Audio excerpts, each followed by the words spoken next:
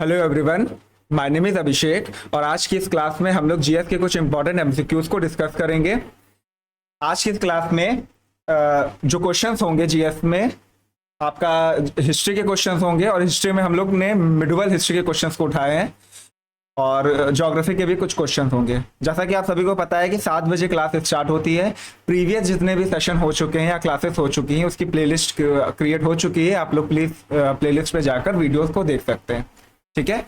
और जो मैं इस क्वेश्चंस के साथ इंपॉर्टेंट नोट्स बनवाऊंगा या जो इंपॉर्टेंट फैक्ट्स बताऊंगा, प्लीज आप लोग उसको नोट डाउन करते चलिएगा, ठीक है।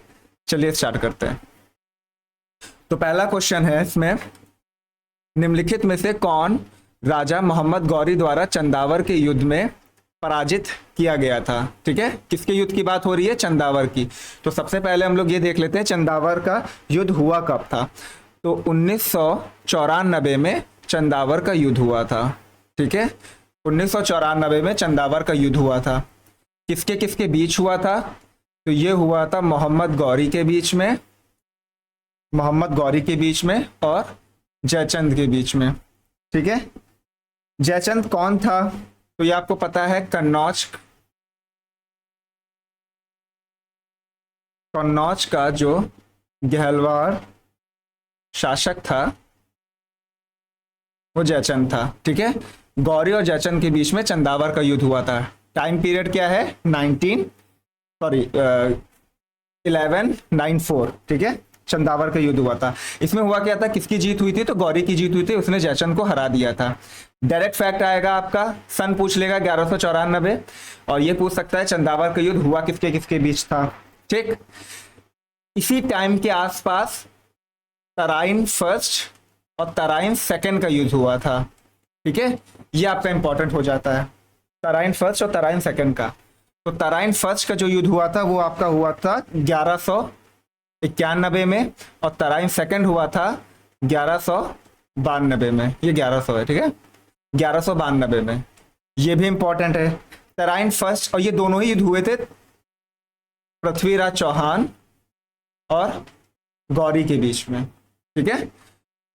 पहला जो तराइन फर्स्ट था उसमें पृथ्वीराज चौहान की जीत हुई थी और सेकंड में मोहम्मद गौरी जो है विजयी हुआ था और पृथ्वीराज चौहान हार गए थे, ठीक है। तो इस क्वेश्चन का आंसर हो जाएगा जयचंद के बीच में हुआ था चंदावर का युद्ध। नेक्स्ट क्वेश्चन है, राणा सांगा ने निम्नलिखित युद्धों में से जिसमें बाबर के विरुद्ध लड़ाई की थी वो कौन सा है? पानीपत का हुआ था, खानवा, चंदेरी, घाघरा। देखिए जितने भी युद्ध हैं इसमें एक कॉमन है राजा, वो है बाबर, ठीक है। अपोजिशन बदल रहे हैं सिर्फ, ठीक। तो इसका इंपॉर्टेंट देखिए, पहली बात तो जो युद्ध हुआ था खानवा का युद्ध हुआ था, ठीक है। 1527 ईस्वी में हुआ था खानवा का युद्ध, ठीक। ये हुआ था राणा सांगा के बीच में और बाबर, ठीक। इसमें जीता कौन था? देखो सारे युद्ध में बाबर ही जीता था, ठीक है। राणा सांगा जो है हार गया था। 1527 ईस्वी में खानवा का युद्ध हुआ था, किसके बीच हुआ था? बाबर और राणा सांगा के बीच में, ठीक। इससे रिलेटेड क्या होता है कि देखिए जब ये खानवा का युद्ध हुआ था बाबर जीत गया था, है ना। तो ये बाबर का जो है इंपॉर्टेंट इस वजह से था क्योंकि इस युद्ध के बाद बाबर ने गाजी की उपाधि जो है धारण की थी। गाजी की किसने उपाधि धारण की थी? बाबर ने, इसलिए इंपॉर्टेंट हो जाता है। 1526 ईस्वी में जो युद्ध हुआ था वो पानीपत का युद्ध हुआ था, पानीपत का युद्ध हुआ था। 1527 ईस्वी में नोट कर लिए करिएगा खानवा का युद्ध हुआ था, ठीक है। 1528 ईस्वी में हुआ था चंदेरी का युद्ध, ये चंदेरी का युद्ध हुआ था। और 1529 ईस्वी में हुआ था घाघरा का युद्ध, ठीक है। एक कॉमन जो ट्रिक है याद करने की वो होता था ना, बाबर ने 26 में पानी पिया, 27 में खाना खाया, 28 में चल दिया और 29 में घर गया, ठीक है। ये याद करने की ट्रिक होती थी कि 26 में पानी पिया, 27 में खाना खाया, 28 में चल दिया और 29 में घर गया, ठीक है। तो ये इंपॉर्टेंट हो जाता है, नोट कर लीजिएगा। ये सारे ही आते हैं, सन आ जाता है, मैचिंग में आ जाता है ना, मैच द फॉलोइंग में। तो इसका जो राइट आंसर हो जाएगा ऑप्शन नंबर बी हो जाएगा, खानवा का युद्ध। नेक्स्ट क्वेश्चन है, देखिए ये भी इंपॉर्टेंट है आपका, दिल्ली के लाल किला में मोती मस्जिद का निर्माण किसने कराया था? दिल्ली का जो लाल किला है उसमें मोती मस्जिद का निर्माण किसने कराया था? तो ये कराया था औरंगजेब ने। ठीक है। दीन इलाही धर्म किसने स्टार्ट किया था? अकबर ने स्टार्ट किया था। तो ये भी आपको याद होना चाहिए, दीन इलाही धर्म। औरंगजेब ने क्या हुआ, मोती मस्जिद का निर्माण कराया। कहाँ? लाल किले में। और लाल किला कहाँ है? दिल्ली में। ठीक है, तो आप नोट कर लीजिएगा, ये इंपॉर्टेंट आ जाता है। औरंगजेब का बेटा, ठीक है, ये भी इंपॉर्टेंट है। औरंगजेब का बेटा का नाम क्या था? आजम शाह। डायरेक्ट क्वेश्चन पूछा जाता है, क्योंकि आजकल ये नहीं पूछा जाता अकबर के बेटे का नाम क्या है, ऐसा क्वेश्चन नहीं आता। औरंगजेब के बेटे का नाम क्या था? आजम शाह। इसने किस चीज का निर्माण कराया था? ये इंपॉर्टेंट। इसने बीबी का मकबरा, बीबी का मकबरा, ठीक है, इसका निर्माण कराया था। किसने? आजम शाह ने करवाया था। ये था कौन? औरंगजेब का बेटा था। यहां पर अकबर लिखा है, अकबर क्यों फेमस है? ठीक है, तो अकबर ने देखिए आगरा फोर्ट का निर्माण करवाया। ठीक है, और अकबर के लिए कौन है इंपॉर्टेंट? फतेहपुर सीकरी, फतेहपुर सीकरी। तो अकबर ने किसका निर्माण कराया? आगरा फोर्ट का, और फतेहपुर सीकरी का निर्माण करवाया था। ठीक है, ये आ जाता है। शाहजहां, शाहजहां के लिए क्या है? देखिए ताजमहल तो सभी जानते हैं, ताजमहल तो क्वेश्चन आता भी नहीं है। जामा मस्जिद दिल्ली की, इंपॉर्टेंट है जामा मस्जिद। कंफ्यूजिंग यहाँ पे हो जाता है क्योंकि मोती मस्जिद की बात हो रही है। ठीक है, उसमें औरंगजेब, यही कंफ्यूजन हो जाता है कि मोती ऐसे याद कर सकते हैं। मोती का रंग हम लोग देखते हैं ना, मोती कौन से रंग की है, तो यहाँ से और रंग में रंग आ रहा है ना, यहाँ से आप लोग ट्रिक लगा सकते हो। ठीक है, तो शाहजहां का क्या हो गया? ताजमहल, जामा मस्जिद। ठीक है, और लाल किला तो है ही है। ठीक है, कंफ्यूजिंग ये भी होता है कि लाल किला का किसने निर्माण करवाया था? शाहजहां ने करवाया था। तो भैया उसके अंदर जो मोती मस्जिद है वो भी इसी ने करवाया होगा, तो ऐसा नहीं है। ठीक है, ये फैक्ट है, आप नोट कर लीजिएगा, ये इंपॉर्टेंट आ जाता है। अच्छा, औरंगजेब के लिए एक और चीज इंपॉर्टेंट है। औरंगजेब को एक दूसरे नाम से जाना जाता है जिसको बोला जाता है जिंदा पीर। जिंदा पीर के नाम से जाना जाता है औरंगजेब को। ठीक है, तो बोला जाएगा जिंदा पीर के नाम से किसको जाना जाता है? औरंगजेब। इस क्वेश्चन का राइट आंसर हो जाएगा औरंगजेब। चलिए नेक्स्ट क्वेश्चन कहता है पानीपत का तीसरा युद्ध लड़ा गया था, यानी पानीपत का तीसरा युद्ध कब लड़ा गया? ये इंपॉर्टेंट है। देखिए पानीपत के तीनों युद्ध आपको याद करने हैं। पानीपत के देखिए फर्स्ट, सेकेंड, थर्ड। पहला हुआ था 1526 में, मैंने बताया था ना, बाबर ने पानी पिया। ठीक है, तो ये हुआ किसके बीच में था? तो ये बाबर और इब्राहिम लोधी, इब्राहिम लोधी। ठीक है, बाबर और इब्राहिम लोधी के बीच में हुआ था 1526 ईस्वी में पानीपत का पहला युद्ध। सेकंड जो युद्ध हुआ था पानीपत का वो 1556 में हुआ था, यानी टोटल 30 साल बाद। ठीक, ये हुआ था अकबर और हेमू के बीच में। अकबर और हेमू के बीच में हुआ था पानीपत का सेकंड युद्ध। थर्ड जो युद्ध हुआ था ये आपका हुआ था 1761 ईस्वी में, 1761 ईस्वी में। और यही क्वेश्चन में पूछा है कि तीसरा युद्ध हुआ कब था? 1761 ईस्वी। ठीक है, ये किसके बीच हुआ था? तो अहमद शाह अब्दाली और मराठों के बीच में हुआ था। ठीक, अहमद शाह अब्दाली और मराठों के बीच में हुआ था। देखिए ये फैक्ट बताने का मेनली रीजन क्या है? देखिए जरूरी नहीं है कि ये आपका डायरेक्ट क्वेश्चन पूछ ले कि पानीपत का पहला दूसरा का सन क्या है, मैच द कॉलम में भी आ जाता है। मान लीजिए 4 या 5 पूरे आपको आ गए, ठीक है, आपको उसमें पानीपत के बारे में याद है, पानीपत का दूसरा या तीसरा युद्ध उसमें दे दिया गया। ठीक है, आपने उसको मैच कर लिया। आप ऑप्शन से जो है एलिमिनेट करके, एलिमिनेट मेथड के थ्रू आपको भले ही अदर्स नहीं युद्ध याद है, उनकी डेट नहीं याद है, आप चांसेस आपके बढ़ जाते हैं, प्रोबेबिलिटी बढ़ जाती है कि आप सही आंसर करके आ जाओगे। ठीक है, ऑप्शन के अकॉर्डिंग। चलिए नेक्स्ट क्वेश्चन है फूट डालो और राज्य करो की नीति। ये आपका मॉडर्न हिस्ट्री से लिया गया है। देखिए ये इंपॉर्टेंट है कि इसमें से कौन सा वायसराय या गवर्नर जनरल है जिसने फूट डालो और राज करो की नीति को अपनाया था? डिवाइड एंड रूल जिसको हम लोग बोलते हैं। आपको पता है कि मुस्लिमों ने डिवाइड एंड रूल यूज किया था, जिसमें हिंदुओं को मुसलमान से लड़ाया गया था, अलग अलग धर्मों को अलग अलग धर्मों से लड़ाया गया था, हिंदुओं को कास्ट के नाम पर भी लड़ाया गया था। ठीक है, ताकि उनको जो है रूल करने में आसानी हो सके। देखिए इसमें इंपॉर्टेंट आपका क्या है, दो नाम हमेशा याद रखिएगा, फूट डालो राज करो की नीति में, लॉर्ड कर्जन और लॉर्ड मिंटो। पहले बात तो इसका आंसर ये दोनों, ठीक है, ऑप्शन में दिया नहीं है, ऑप्शन एक और होना चाहिए जिसमें आएगा ए और बी बोथ। दोनों ही ने फूट डालो राज करो की नीति को अपनाया था। मिंटो की जब हम लोग बात करते हैं तो आपको पता है इसने पृथक निर्वाचन प्रणाली स्टार्ट की थी, ठीक है। रीजन क्या था, पृथक निर्वाचन स्टार्ट होगा, है ना, जिससे क्या होगा, डिवाइड होंगे लोग, यूनिटी नहीं रहेगी, यूनिटी को काटना था, इसलिए पृथक निर्वाचन की बात हो गई, ठीक है। लॉर्ड कर्जन की बात करते, ये फेमस क्यों था, देखिए इसी के काल में 1905 में बंगाल विभाजन हुआ था, ठीक है। लॉर्ड कर्जन का अगर टाइम पीरियड मैं आपको बता दूं तो ये हुआ था 1899 से 1905, टाइम पीरियड भी पूछा जाता है, 1805 से 1905, इसके टाइम पे हुआ था बंगाल का विभाजन।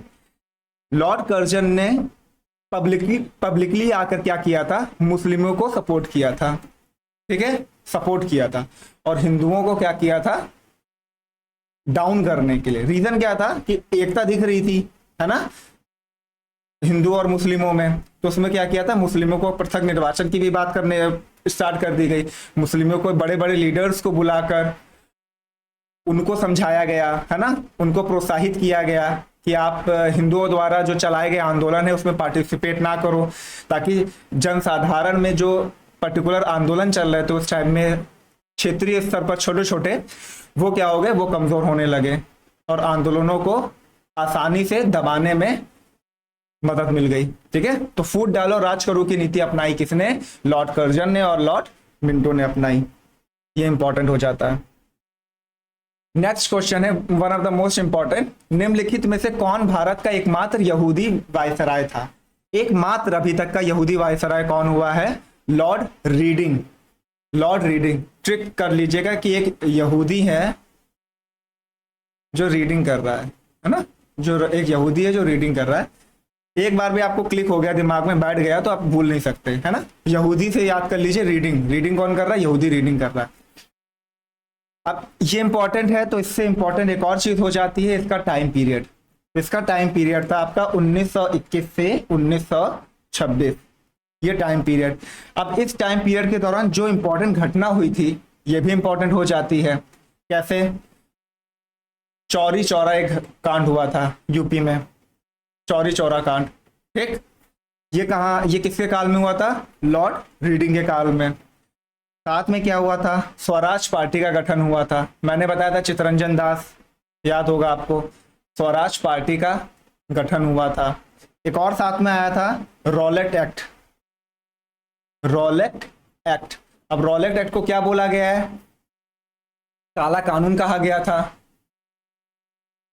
ठीक है, इसको निरस्त किया गया था, ये निरस्त हो गया था इनके टाइम में, ये भी इंपॉर्टेंट है, तो लॉर्ड रीडिंग हो जाएगा। देखिए यहाँ पे एक और चीज है, यहाँ पे मैं रफ कर देता हूं, लॉर्ड कर्जन की बात है, ये मैंने आपको बता दिया, ऑप्शन नंबर 1 में देखिए लॉर्ड कर्जन है। इनका टाइम पीरियड क्या है, अभी लास्ट क्वेश्चन में बताया 1899 से 1905 तक। देखिए जितने बार आप याद करोगे ऑप्शन के अकॉर्डिंग, रिवाइज करोगे जितने बार, उतना ही आपको एकदम बैठ जाएगा दिमाग में। लॉर्ड कर्जन, तुरंत टाइम देख लीजिए, 1899 से 1905। अभी लॉर्ड रीडिंग का क्या बताया, 1921 से 1926, ऐसे देख लीजिए। इनके में मैंने आपको बता दिया 3 चीजें, इनमें मैंने पहले ही आपको बता दिया है, बंगाल का विभाजन हुआ था, ठीक, ये इंपॉर्टेंट हो गया है। लॉर्ड कैनिंग, इनका हुआ था 1856 से 1858, क्यों इंपॉर्टेंट था आप सभी को पता है, क्या हुआ था, 1857 का सत्याग्रह हुआ था इन्हीं के काल में। अब फिर 1858 में इनको हटा भी दिया गया था। चलिए, इंपॉर्टेंट आपका होता है, इन सब में से इंपॉर्टेंट होता है लॉर्ड रीडिंग के बाद लॉर्ड इरविन। क्यों, लॉर्ड इरविन के टाइम में काफी चीजें हुई थी। पहली बात तो 1926 से 1931, इनका टाइम पीरियड लिख लीजिए, नोट कर लीजिए, याद कर लीजिए। इसमें क्या हुआ था, साइमन कमीशन की नियुक्ति हुई थी, साइमन कमीशन की नियुक्ति हुई थी 1927। डायरेक्ट क्वेश्चन आता है कि साइमन कमीशन की नियुक्ति कब हुई थी, तो 1927। कंफ्यूजिंग इस वजह से होता है क्योंकि साइमन कमीशन भारत कब आया था, तो 1928, बट नियुक्ति कब हुई थी? 1927 में नियुक्ति हुई। 1927। भारत कब आया? 1928। याद करने की ट्रिक क्या है? 27 28 हमको देखना है, साइमन से लेके देखना है, साइमन का 27 28। पहले नियुक्ति होगी फिर आएगा भारत, ठीक है। तो ये हो गया। एक और कोई चीज हुई थी इन्हीं के टाइम में, 1929 किस लिए फेमस है? लास्ट क्लास में, सेकंड लास्ट क्लास हो गया आई थिंक, मैंने उसमें आपको बताया था सेंट्रल असेंबली में बम कांड हुआ था। एक सेंट्रल असेंबली में बम फेंका गया था। किसने फेंका था और किसने ये तर्क दिया था कि बहरों को सुनाने के लिए धमाके की जरूरत होती है? तो उसमें दो लोग थे, भगत सिंह प्लस बटुकेश्वर दत्त। बटुकेश्वर दत्त, इन्होंने सेंट्रल असेंबली में बम फेंका था। पर ऐसी जगह फेंका था जहां पे किसी को हानि नहीं हुई थी, ठीक है। और फिर पैम्पलेट्स बांटे थे जिसमें वो बता रहे थे कि बहरों को सुनाने के लिए क्या किसकी जरूरत होती है? धमाके की जरूरत होती है। तो ये इंपॉर्टेंट है। देखिए क्वेश्चन कैसे बनेगा कि इन 2-3 कथन दे देगा, उसमें बोलेगा इनमें से कौन सी घटना लॉर्ड इरविन के कार्यकाल में हुई या लॉर्ड इरविन के कार्यकाल में नहीं हुई। तो आप लोग यहां से देख सकते हो, यहां से इंपॉर्टेंट हो जाता है, ठीक है। और क्या हुआ था, और भी डिकोड कीजिए, मैंने काफी चीजें बताया था। आपको याद हो रहा होगा 1930 का टाइम पीरियड आ रहा होगा, 1931 का टाइम पीरियड आ रहा होगा। अब आप खुद में सोचिए, आंखें बंद करिए और सोचिए कि क्या हुआ था उस टाइम में, 1930 1931। आपको याद आ रहा होगा गांधी इरविन समझौता हुआ था, गोलमेज सम्मेलन हुआ था, याद आ रहा है ना? चलिए देखते हैं क्या हुआ था। 5 अप्रैल 1930 किस लिए फेमस था? दांडी मार्च, ठीक है। 24 दिन की यात्रा थी, पूछ रहा हूं मैं, मैम कमेंट करिएगा 24 दिन है कितने दिन का था? 5 अप्रैल 1930 दांडी मार्च हुआ, ठीक। नेक्स्ट क्या हुआ था? नवंबर 1930 में प्रथम गोलमेज सम्मेलन हुआ था, राउंड टेबल कॉन्फ्रेंस जिसे बोलते हैं, सम्मेलन हुआ था, गोलमेज सम्मेलन हुआ था नवंबर 1930 में। कभी कभी एक हायरार्की पूछ लेते हैं, क्रोनोलॉजी पूछ लेते हैं, पहले क्या हुआ था इन दोनों में से, याद रख लीजिएगा। अप्रैल में हुआ था दांडी मार्च, दांडी मार्च के बाद हुआ था गोलमेज सम्मेलन, ठीक है, ये इंपॉर्टेंट हो जाता है। और गोलमेज जो पहला गोलमेज सम्मेलन था ना, इसी के बाद हुआ था गांधी इरविन समझौता। गांधी इरविन समझौता हुआ था इसके बाद। टाइम पीरियड है 5 मार्च 1931। याद करने का कैसा तरीका है, देखिए इसी जो गांधी इरविन समझौता हुआ था ना, इसमें एक और चीज हुई थी कि गांधी जी ने ये बोला था कि जो सेकंड गोलमेज सम्मेलन होगा, अच्छा ये गोलमेज सम्मेलन था क्या? ये लंदन में हुआ था, ठीक है, मीटिंग हुई थी। तो गांधी जी ने बोला था कि मैं इसमें पार्टिसिपेट करूंगा। यहां से क्वेश्चन आता है कि एक लौता गोलमेज सम्मेलन कौन सा था? तो ये था सेकंड गोलमेज सम्मेलन जिसमें गांधी जी ने पार्टिसिपेट किया था। ऐसा कौन सा भारतीय नेता है जिसने तीनों गोलमेज सम्मेलनों में पार्टिसिपेट किया था? तो वो थे अंबेडकर, ठीक है, अंबेडकर थे। गांधी इरविन समझौता आपका हो गया, सेकंड गोलमेज सम्मेलन हो गया। तो बस तो इरविन से आपका यही सब चीजें हो गई ना, दांडी मार्च हो गया, गोलमेज सम्मेलन और गांधी इरविन समझौता। नेक्स्ट क्वेश्चन है, निम्न में से कौन भारत का मार्टिन लूथर कहलाता है? मार्टिन लूथर निम्न में से कौन कहलाता है भारत का? तो क्या हो जाएगा? Martin Luther, Dayanand Saraswati, option number A. Swami Dayanand Saraswati sorry, Bharat का मार्टिन लूथर कहलाते हैं। दयानंद सरस्वती के लिए क्या एक और चीज क्या है? इन्होंने आर्य समाज की स्थापना की थी, आर्य समाज के संस्थापक थे स्वामी दयानंद सरस्वती। इनके लिए मैंने एक और बोला था, सरस्वती हैं तो वेदों का बोला था, तो वेदों की ओर लौट चलो, इनका ये स्लोगन था, वेदों की ओर लौट चलो। किसका था? स्वामी दयानंद सरस्वती जी का था। इन्होंने एक और किया था, सत्यार्थ प्रकाश की रचना की थी, ठीक है, ये इंपॉर्टेंट हो जाएगा। सत्यार्थ प्रकाश की रचना किसने की? स्वामी दयानंद सरस्वती, आर्य समाज के संस्थापक हैं, और उनका एक स्लोगन था, वेदों की ओर लौट चलो। भारत का मार्टिन लूथर स्वामी दयानंद सरस्वती को कहा जाता है। नेक्स्ट क्वेश्चन है, भारतीय राष्ट्रीय कांग्रेस का प्रथम अधिवेशन कहाँ हुआ? भारतीय राष्ट्रीय कांग्रेस मतलब आईएनसी, आईएनसी मतलब इंडियन नेशनल कांग्रेस, कभी कभी हिंदी में यही आ जाता है, इंडियन नेशनल कांग्रेस ऐसा लिखा होता है। देखिए 4 आपको तो याद ही करने हैं, वैसे तो आपको बहुत याद करना है, लेकिन 4 फर्स्ट, सेकेंड, थर्ड, फोर्थ। देखिए जितने भी आईएनसी की बैठकें हैं, हमें ये कैसे पता चलेगा इंपॉर्टेंट क्या है। देखिए इंपॉर्टेंट क्या है, पहले बात तो मैं इसमें वीडियो भी ले आऊंगा, लेकिन आप अगर खुद से भी याद कर रहे हो तो देखिए आपको देखना क्या है। आप विषय चेक करिएगा। पहले बात तो ये 4 के 4 इंपॉर्टेंट है ना, बाय डिफॉल्ट ये इंपॉर्टेंट है। उसके बाद विषय देखिएगा कि कौन सा ऐसा जिसमें पूर्ण स्वराज की मांग की गई होगी। ऐसा कोई होगा कि जिसमें बेलगांव का, जिसमें गांधी जी ने पार्टिसिपेट किया था, मतलब अध्यक्षता की थी।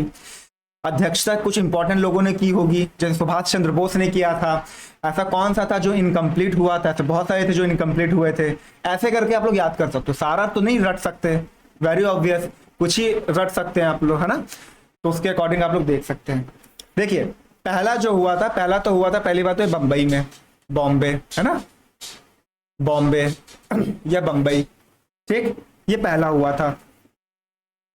सन क्या है, 1885। मैं पहले सन लिखा देता हूँ, ये 1885, 1886। देखिए ये ईयरली होता था, ठीक है, और 1887 और 1888 most important. 85, 86, 87, 88 first, second, third, fourth INC की बैठकें, ठीक, ये इंपॉर्टेंट हो जाएगा। पहला बॉम्बे में हुआ था। अध्यक्ष कौन थे, व्योमेश चंद्र बनर्जी, ठीक है, पहले में बनर्जी थे। सेकंड कब हुआ था, सेकंड हुआ था कलकत्ता में 1886 में, और इसमें हुए थे दादा भाई नौरोजी, ठीक है। ये किस लिए फेमस थे, तो देखिए ऐसा डायरेक्ट पूछा जाता है कि आईएनसी की अध्यक्षता करने वाले पहले पारसी कौन थे, पारसी कौन थे, दादा भाई नौरोजी, ठीक है। थर्ड में देखिए 1887 क्यों फेमस है, ये हुआ था मद्रास में, और ये कराया था बदरुद्दीन तैयब जी, बदरुद्दीन तैयब जी ने कराया था। और ये पहले मुस्लिम थे, पहले मुस्लिम अध्यक्ष थे जिन्होंने अध्यक्षता की थी आईएनसी की। किस बैठक में की थी, तीसरी बैठक में की थी 1887 में। फोर्थ की बात होती है तो फोर्थ हुआ था इलाहाबाद में, इलाहाबाद में, और ये अध्यक्ष थे जॉर्ज यूले। आएगा पहले ब्रिटिश कौन था, तो पहला ब्रिटिश कौन था, जॉर्ज यूले, जिन्होंने अध्यक्षता की थी फोर्थ वाले में, ठीक है। तो पहला हुआ था आईएनसी का बॉम्बे, फिर हुआ था कलकत्ता, मद्रास, इलाहाबाद। याद कीजिए, बॉम्बे, कलकत्ता, मद्रास, इलाहाबाद, बॉम्बे, कलकत्ता, मद्रास, इलाहाबाद, बॉम्बे, कलकत्ता, मद्रास, इलाहाबाद, ठीक है। और सन तो याद है 85, 86, 87, 88, ठीक है। इसका राइट आंसर हो जाएगा option number C. Next question है, निम्नलिखित में से कौन भारत की सबसे बड़ी मीठे पानी की झील, सबसे बड़ी मीठे पानी की झील कौन सी है, पता है आपको, वुलर झील। वुलर झील सबसे बड़ी मीठे पानी की झील है। पर क्वेश्चन अगर पूछ ले, डायरेक्ट ऐसे पूछेगा तो आप लगा लोगे वुलर झील। यहां पर अगर इंक्लूड कर दे आयतन के हिसाब से तब भी कौन है, वुलर झील है। लेकिन अगर पूछ ले क्षेत्रफल की दृष्टि से सबसे बड़ी कौन सी है, तो क्षेत्रफल की दृष्टि से कौन हो जाएगी, कोलेरू झील, ऑप्शन नंबर ए हो जाएगा क्षेत्रफल की दृष्टि से। बट अगर मीठे पानी की डायरेक्ट पूछ रहा है या आयतन को इंक्लूड कर रहा है तो वुलर झील हम लोग लगाएंगे। सांभर झील खारे पानी की झील है ना।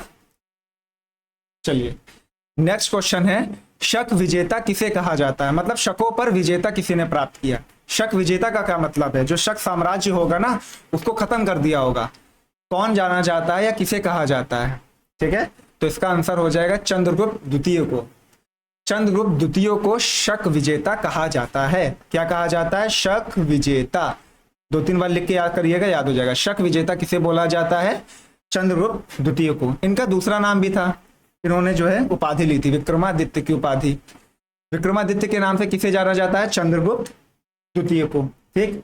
ये भी आ जाएगा। हुआ क्या था, देखिए शक कहाँ थे आपको मालूम है, वेस्टर्न साइड थे, पश्चिमी भारत की बात हो रही है, ये वाला पूरा एरिया है ना, पश्चिमी भारत की बात हो रही है। इसमें जो शक थे, शकों का लास्ट जो शासक था, लास्ट था, उसका नाम था रुद्र सिंह, रुद्र सिंह थर्ड। रुद्र सिंह थर्ड को हराया था चंद्रगुप्त सेकंड ने, ठीक है।